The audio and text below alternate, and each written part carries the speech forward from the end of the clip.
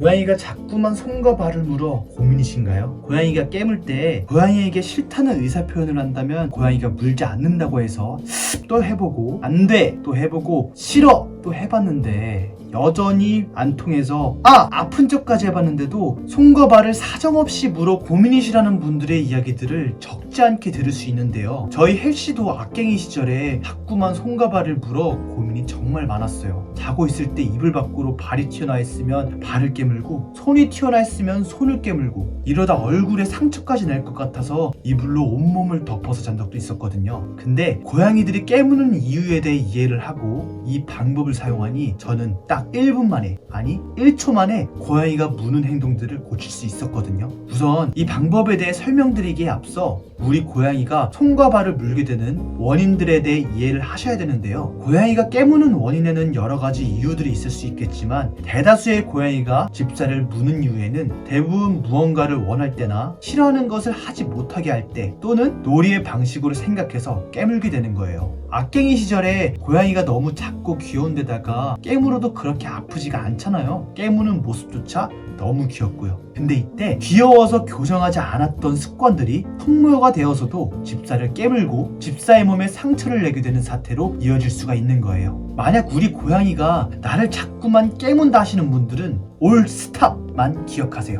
말 그대로 우리 고양이와 함께하고 있는 모든 것들을 멈추는 거예요. 우리 고양이를 만져주고 있는데 깨문다면 만져주는 것을 멈추고 다리를 피하시면 되고요. 고양이를 놀아주고 있는데 너무 흥분한 나머지 집사님의 몸에 터치를 한다면 하던 것을 멈추고 그 자리를 즉시 피하면 돼요. 이 방법이 매우 간단하게 보여 이 방법 하나만으로 깨무는 행동을 멈출 수 있다고 라고 생각하실 수 있는데요. 고양이가 깨무는 이유의 대부분에는 목적성을 가진다고 했잖아요. 근데 자신이 집사의 몸을 깨물음으로써 자신이 원하는 것을 얻을 수 없고 오히려 제약이 될 수 있다는 것을 깨닫게 되는 거죠. 저희 헬씨도 이렇게 무는 습관을 교정했고요. 근데 이 방법을 사용해도 통하지 않는 상황이 한 가지 있는데요. 바로 고양이가 공포나 불안, 우울과 같은 감정으로 인해 공격성이 나타나는 상황이에요. 이런 상황은 대부분 고양이가 무는 행동을 보이거나 잘못된 행동들을 했을 때 이러한 행동들을 교정하기 위해 큰 소리를 내거나 때리는 등의 공포감을 줄 수 있는 체벌들을 했을 때 나타나곤 하는데요. 불안과 공포로 인한 공격성을 보일 때는 앞서 말한 방법들로는 교정하기가 어렵고 약물 치료가 반드시 동반되어야 하는데요. 깨무는데 무슨 약물 치료가 필요하냐 라고 반론을 하시는 분들이 있으실 수 있어요. 불안이나 공포로 인한 감정에서 나오는 공격성은 정신적인 질환에 해당되기 때문에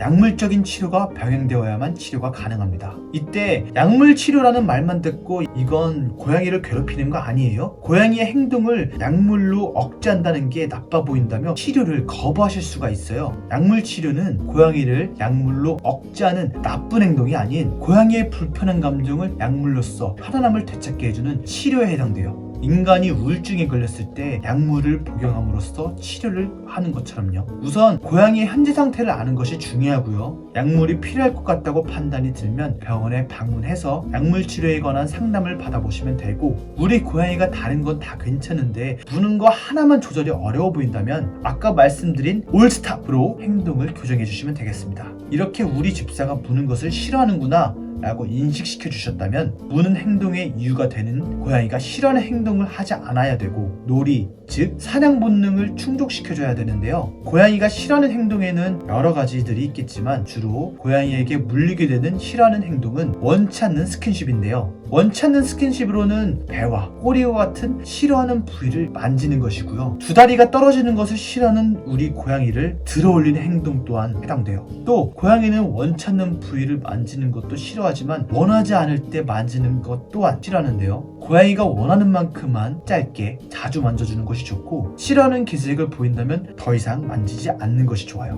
무는 행동이 심한 고양이라면 골골거리며 다가올 때를 제외하곤 만지지 않는 것이 좋고요. 만질 때도 손을 최대한 천천히 움직이며 자극을 주지 않는 것이 좋아요. 이외에도 고양이가 사냥놀이를 할 때나 흥분해 있을 때 만지려고 한다면 공격을 당할 수 있으니 흥분해 있을 때는 만지지 않는 것이 좋습니다.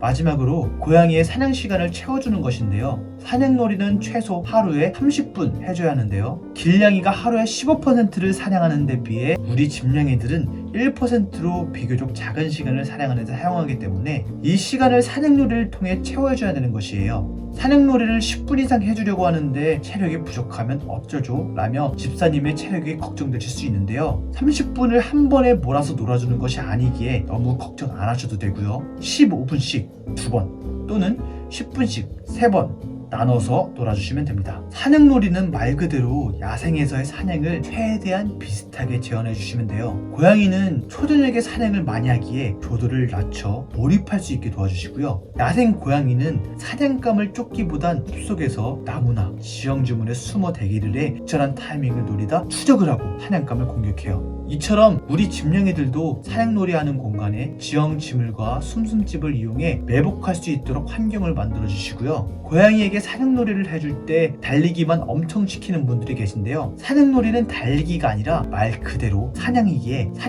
사냥처럼 아슬아슬하게 놓치기도 하고 아슬아슬하게 잡히기도 해 고양이의 활동량과 자신감을 채워주세요. 오늘 알려드린 내용들만 충실히 실행하셔도 우리 고양이가 집사님의 손과 발을 공격하는 모습들을 보기가 어려워질 거예요. 이번 영상이 도움이 되셨다면 구독과 좋아요, 알림 설정까지 부탁드리고요. 사랑하는 고양이와 더 행복한 날들을 보내시기 바라겠습니다. 감사합니다.